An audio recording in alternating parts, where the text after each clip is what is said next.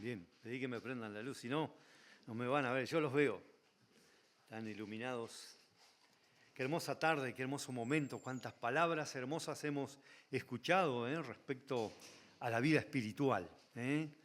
Y el tema que les traigo en esta hora, en esta tarde, es acerca de la resurrección. Sinceramente me quedé con hambre de la resurrección el domingo pasado. Me hubiese gustado escuchar más. Lo comenté ya cuando me iba y dije, este va a ser mi tema para el domingo que viene. Y bueno, lo estuve preparando algo, ¿no? La resurrección, qué cosa tan importante. Al tener toda una semana por delante de pensar en esto, pensaba, ¿no? Que para empezar, qué diferente sería el mundo, cómo actuaría la gente, los jóvenes, cualquier persona, conociendo acerca de la resurrección. Que no es que va allí al ataúd y allí quedamos. La palabra habla con claridad de la resurrección y lo que sucede después de la muerte, ¿no es cierto? Dice la palabra que después de la muerte el juicio. Pero todos vamos a resucitar, y ese título le puse al tema, todos vamos a resucitar, porque así lo dice la palabra de Dios, todos, los buenos y los malos. El malo dirá, ¿para qué me quieren? Me he portado tan mal, no voy con Dios, pero vas a resucitar igual, va a ser otro lugar. El propósito es justamente este, que creamos en la resurrección para disfrutar ya de esta vida presente y de la eternidad. Cuando llegue el momento del cual estamos bastante empapados, de la muerte, vamos a estar tranquilos, vamos a estar confiados, porque hemos creído en la palabra de Dios. Y tengo, antes de leer el pasaje, unos versículos, dejar para más adelante, leer algunas declaraciones, frases respecto a la resurrección. Va la primera declaración. Si decimos,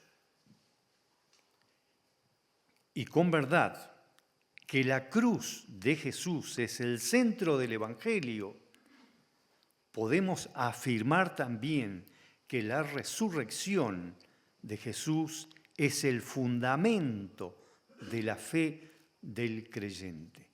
El fundamento de la fe del creyente, de todo hijo de Dios.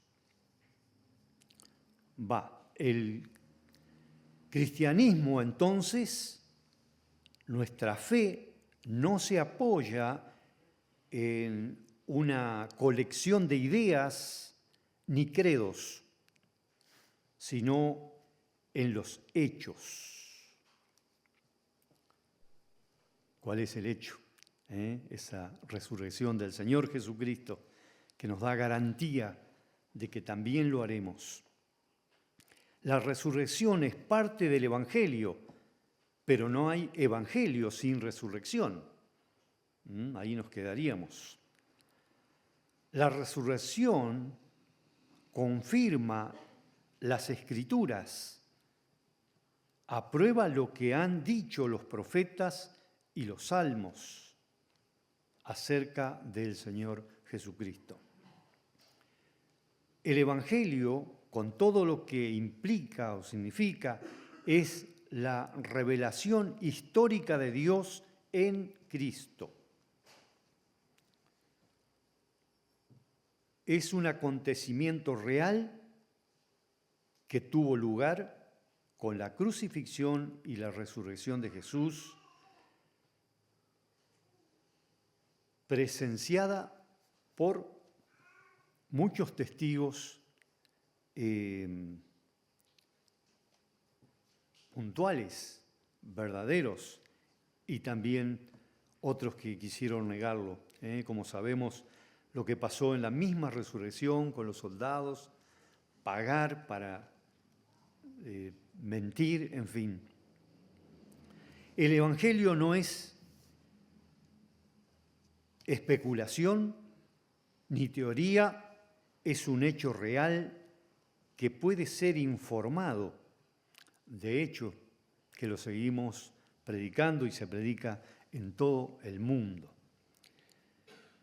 Y por último, un texto que dice que el Evangelio, que incluye la resurrección, incluye todo, la obra del Señor, es poder de Dios para salvación a todo aquel que cree, dijo Pablo a los Romanos 1:16. Muy bien. Hermosas declaraciones, ¿no?, respecto a la resurrección, a este Evangelio, el cual creemos y predicamos. Qué bueno que cada uno de nosotros tengamos claridad en este tema crucial para la salvación de nuestras almas, que es la resurrección de Jesús y la resurrección de todos los muertos. Todos viviremos, atravesaremos, quizás sea mejor dicho, esta experiencia fantástica. ¿Alguno me puede contar? Todavía no, ¿no? No podemos contar.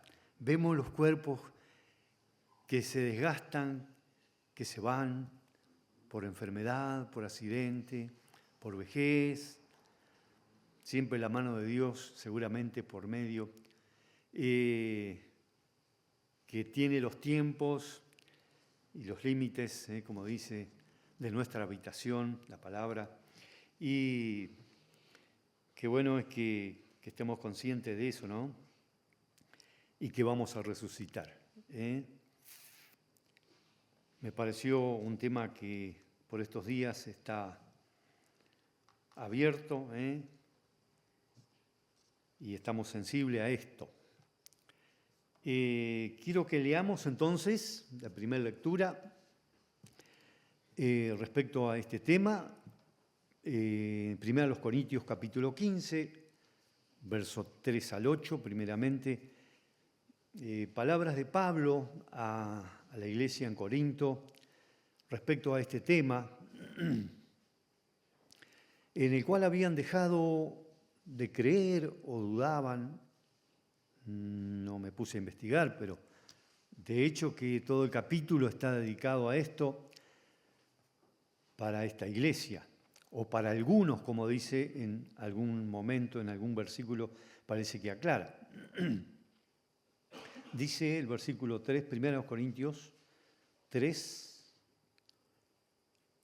al 8. En primer lugar, les he enseñado lo mismo que yo recibí, que conforme a las Escrituras, Cristo murió por nuestros pecados. Eso es lo que el apóstol, lo primero que aprendió. Me imaginé a Ananías temblándole las rodillas y enseñándole acerca de Jesucristo al apóstol, ¿no? Los que conocen la historia se dan cuenta de lo que digo, ¿no? Que fue cuando el Señor lo llama de una forma increíble. Que también, dice el verso 4, conforme a las Escrituras, fue sepultado y resucitó al tercer día, y que apareció a Cefas y luego a los 12, después se apareció a más de 500 hermanos a la vez, de los cuales muchos aún viven y otros ya han muerto. Luego se apareció a Jacobo, después a todos los apóstoles, y por último se me apareció a mí, que soy como un niño nacido fuera de tiempo. Ahí es cuando hice alusión de que le enseñaron, ¿no?, lo que era el Evangelio, el cual este hombre perseguía. Tenemos entonces aquí al apóstol Pablo teniendo que recordar las bases del Evangelio o de la fe o del camino del Señor a esta iglesia, a estos hermanos de Corinto. También podemos pensar que eran algunos, pero ¿qué les pasó? ¿Qué les pasó? Nos preguntamos. ¿Quién los engañó? ¿Quién los hizo salir de aquella palabra que Pablo dice, esto es lo que le enseñé? Y se los dice con tanta claridad y humildad, como él también lo tuvo que aprender. Pero lo habían entendido, habían creído, pero ¿qué pasó? Yo pensé quizás las pruebas del tiempo. Ya habían pasado varios años seguramente que estaban en el camino. Quizás la prueba del tiempo. Es bravo el tiempo. Hay muchas cosas que con el tiempo se quebrantan, se oxidan, mueren, se van, cambian. Yo como medio con los fierros, el hierro mismo se templa con los años. Siempre he escuchado también en la construcción que chapas eran las de antes, los alambrados. Esas eran chapas, eran duras. Y después, con los ensayos científicos, nos damos cuenta de que es el tiempo que templó esas chapas, y no que eran duras cuando se las clavaron. Que los alambrados se ponen duros del frío y el calor, el frío, la lluvia y la helada. Y el tiempo nos machaca. Y los pensamientos, si no los controlamos o dejamos controlar y estamos en oración, podemos de repente cambiar. Quizá la prueba del tiempo, nuevas corrientes filosóficas. Creo que todas las semanas aparece alguna novedad, alguna teoría, alguna gimnasia que te hace sentir bien en vez de doblar las rodillas, en vez de hacer el bien, alabar a Dios, ser buenos, tener buenas actitudes, buen ánimo, buenas perspectivas para con todos. Nuevas filosofías, dejando de lado también lo que enseña la palabra. Quizás poca lectura de las Escrituras, que eso sí puede ser muy probable. El hecho es que lo que les recalca en esta misma lectura que vimos, donde Pablo repitió conforme a las Escrituras, por lo menos 2 veces en esta versión. Creo que hay otra que lo utiliza 3 veces, conforme a las Escrituras. Y conforme a las Escrituras ya estaba escrito, ya se lo había dicho, ya lo tienen que haber leído, ya lo dijeron los profetas. O sea, no podemos cambiar, no podemos dejar la palabra. Creo que tuvimos una muy buena introducción sin saber por qué no nos comunicamos con el hermano respecto a este tema. ¿Qué pasó? Errores, engaños, cuántas cosas. Miremos ahora el versículo 2 de este capítulo 15, el versículo anterior a lo que hemos leído recién. Una palabra tremenda me parece a mí, me ha parecido, que el apóstol le dice a estos hermanos confundidos.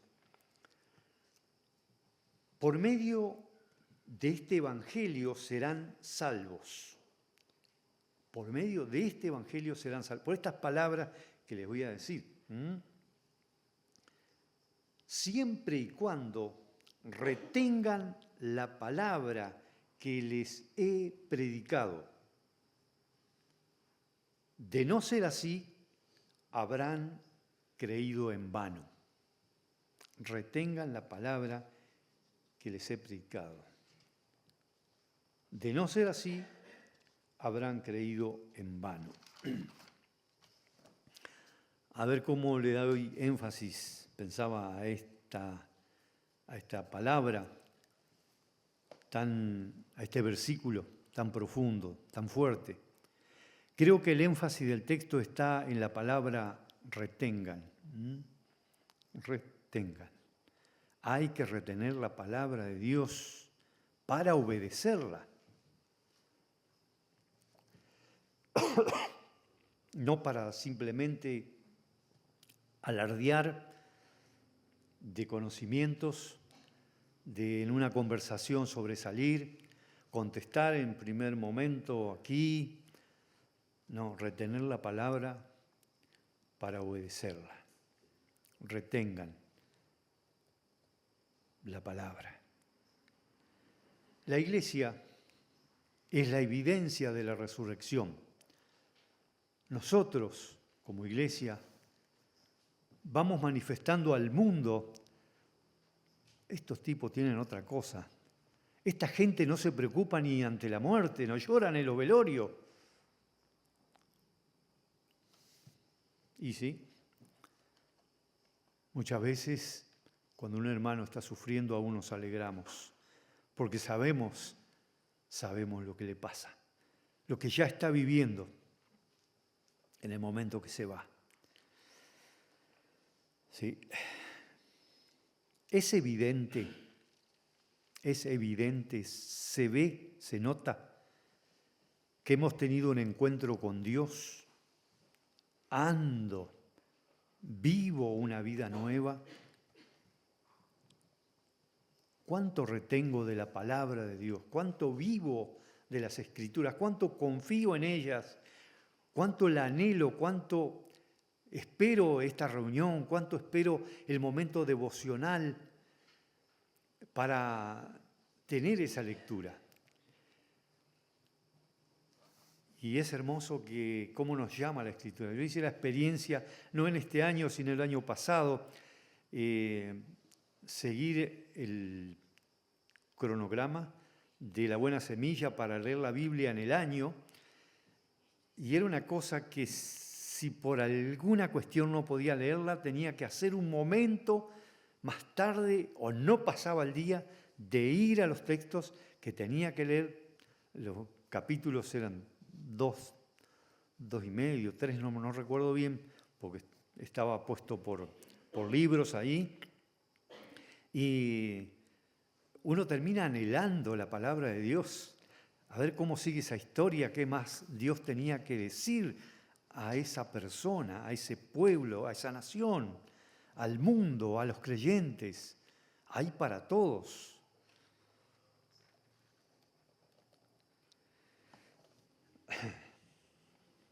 Pablo, en otro momento, sigo hablando de estos hermanos de Corinto, que estaban en esta debilidad, no tenemos por qué juzgarlos, todos tenemos problemas, y en algún momento somos zarandeados y podemos llegar a aflojar en un sentido, en un punto.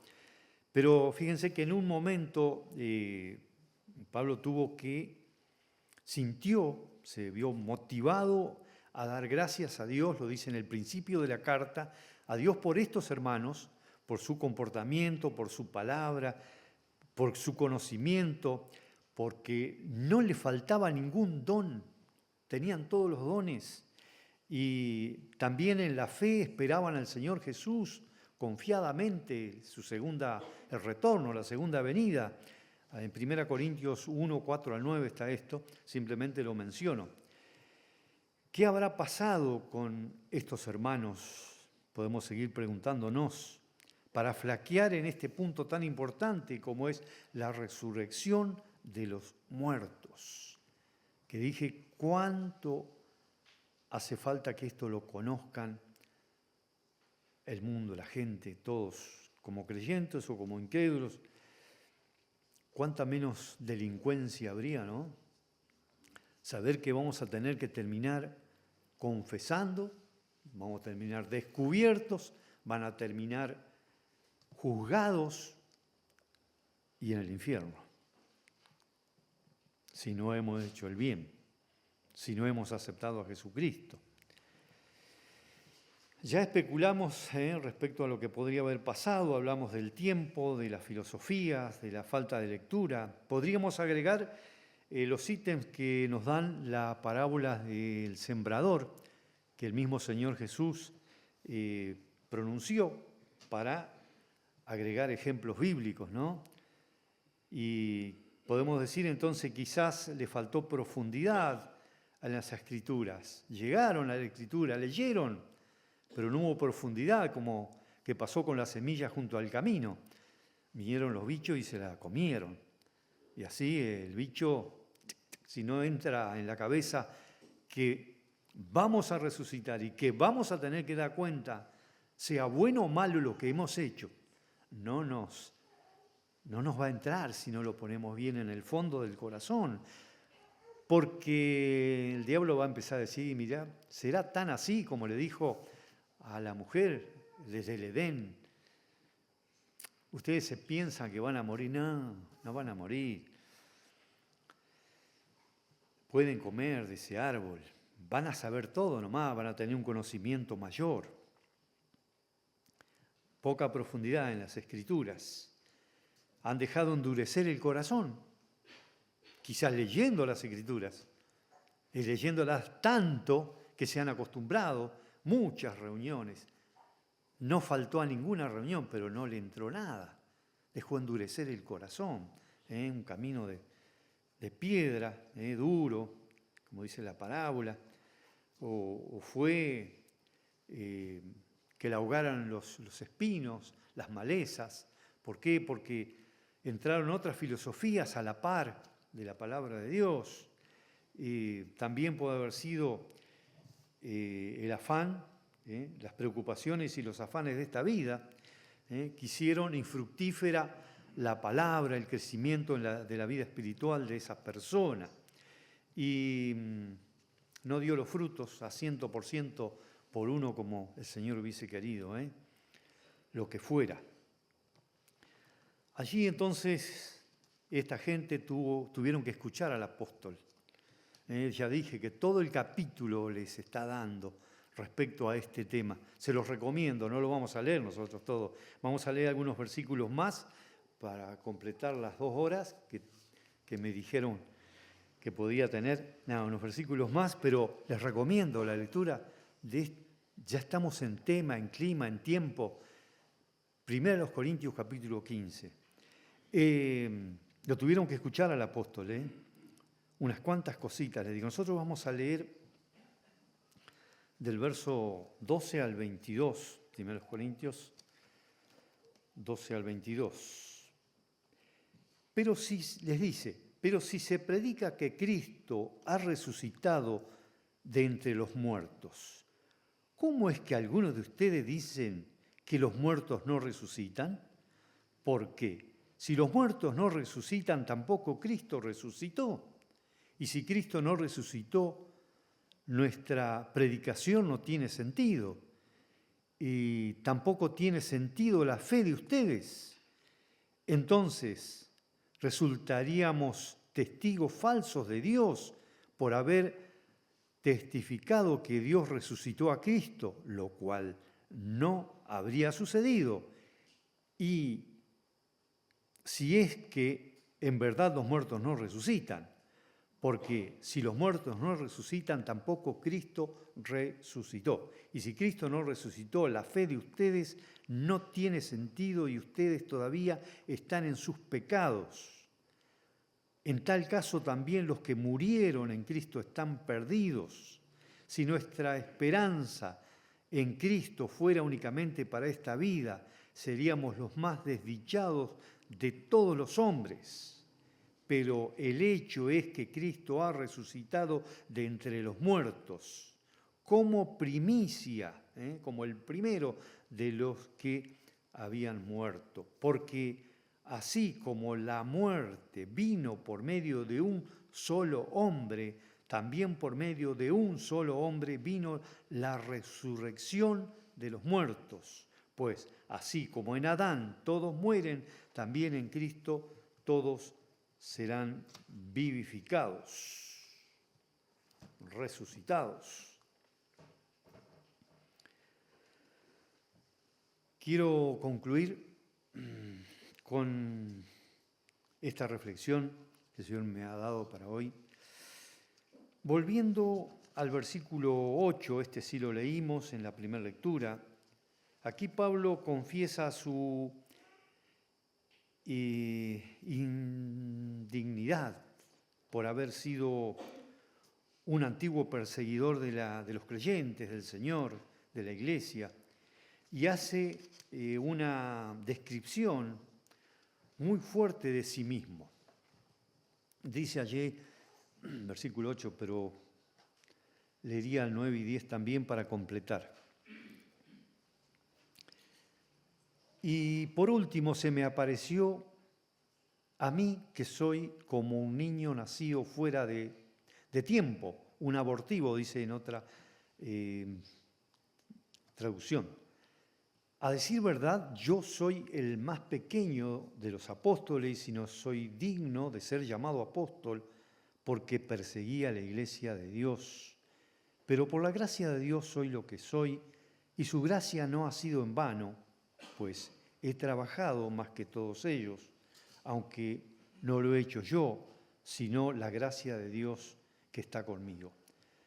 Pablo se describe a sí mismo como alguien insignificante, podemos ver aquí, sin vida propia, allá por los tiempos en que los demás apóstoles ya estaban al servicio del Señor. Él estaba todavía sin nacer, bien, sin aceptar el Evangelio. Pero, ¿qué pasó? La gracia de Dios lo alcanzó. La gracia de Dios lo alcanzó. El Señor le salió al encuentro. Y no cuando iba a estar en la reunión de la iglesia de Damasco.